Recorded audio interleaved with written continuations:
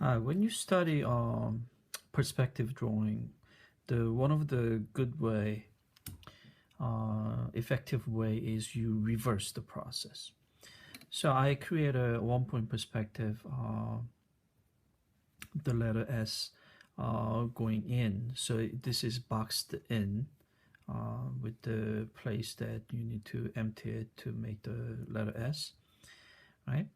And what if I break down this wall and then lay down?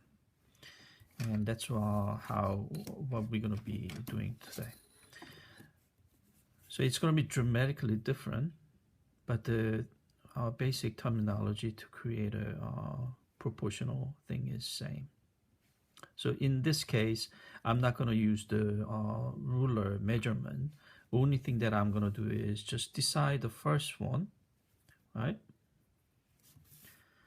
So let's say you do this, or you can just do randomly any measurement that you do. That doesn't make any difference.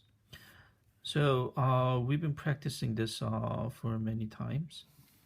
So you create a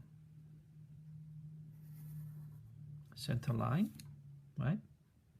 And make sure that you do on other side, then you will know exactly where. Since we did the first measurement, I'll do the same for the first one, and then after that we're not going to measure anything, right? So think of it as there is no measurement, and you connect the first, and then what happens? You connect these middle, and then that will give you the center lines, right? From now on, what happened? If I want to make it exactly the same, of course you can just put the blank paper and then mark it and then move it over, or just like what we did with all the perspective drawings, to do it proportionally, just extend this, and then that becomes next column, right? If you want to making it exactly same point here, and then this is same, then all you have to do is connect this one to the other side, then that will be the exact measurement, right? And then if you keep doing it, what happens?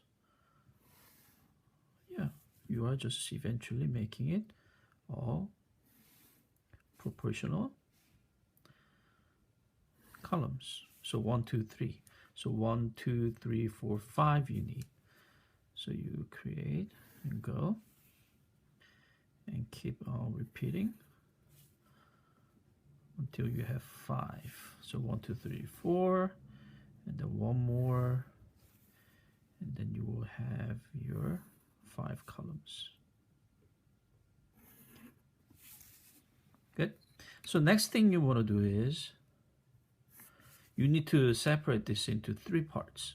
Right now this is a 1 and 2 parts.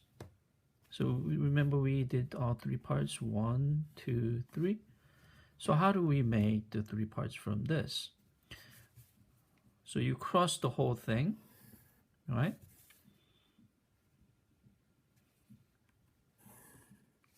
After you do that, if you connect this one to here and this one to there, then do you see these 2 points? That will be 1/3. Same thing. Do you see these cross lines? If you connect the other, and there's a corner, and if you connect this part, and then there's another. So you connect these 2, then what happened? Now you have 1, 2, and 3 parts. Okay, so I'm not going to do this part because it's a repetition of this. So your letter S gonna go like this, right? So that means these parts gonna be emptied out, right? And this part's emptied out. So let's do one more time here. So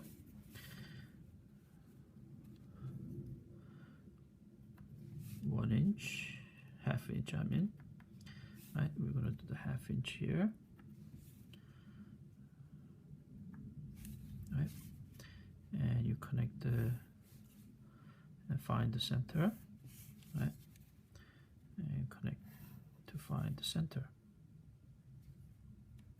Right, and then that will be your center line. This will be, right, and then after that, what do? You just keep repeating one column,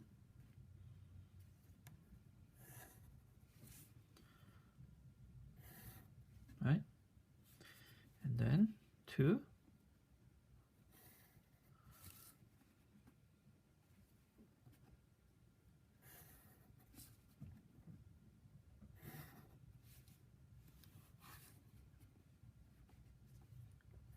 three,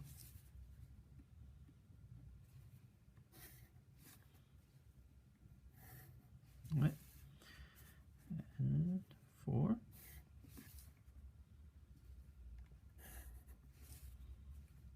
so we have 5 columns. Now we're going to divide this into 3 parts, right, and here, that point, at that point you connect, right, 1,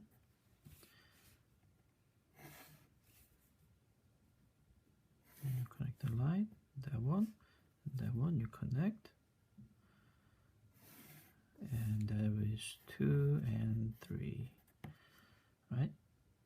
So again, how do we make this into the letter, right?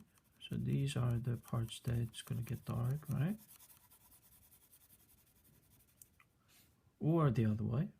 It's up to you how you want to make the letter dark or the other parts dark, right? And letter S. So basically, this is what it looks like. But if you raise this part up and then create 4 columns and 4 sides of the wall, and then it becomes like this. So that's why this routine applies exactly the same. Doesn't matter which angle that you work on.